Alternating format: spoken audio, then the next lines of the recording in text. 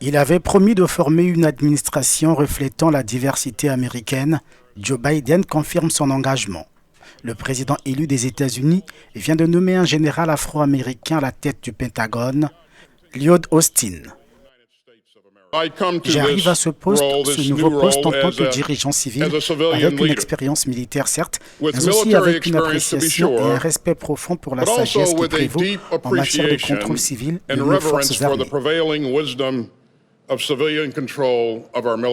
Lloyd Austin, à la retraite, sera donc le prochain patron du ministère américain de la Défense.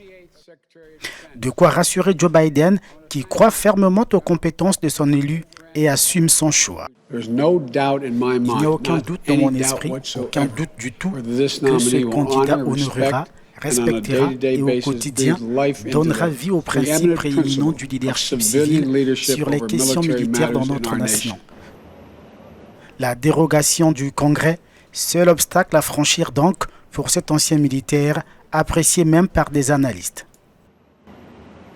Ces références sont implacables. Je pense que tout le monde comprend qu'il serait historique d'avoir un leader afro-américain au Pentagone et son service militaire dans l'armée est irréprochable à tous les niveaux. Le problème qu'il va avoir est qu'il existe une loi qui exige que les membres de l'armée aient été mis à la retraite 7 ans avant de pouvoir assumer le poste de secrétaire à la défense.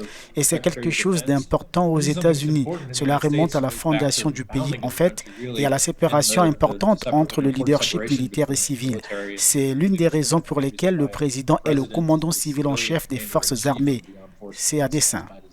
Lloyd Austin, 67 ans, a pris sa retraite après 40 années passées au sein de l'armée américaine.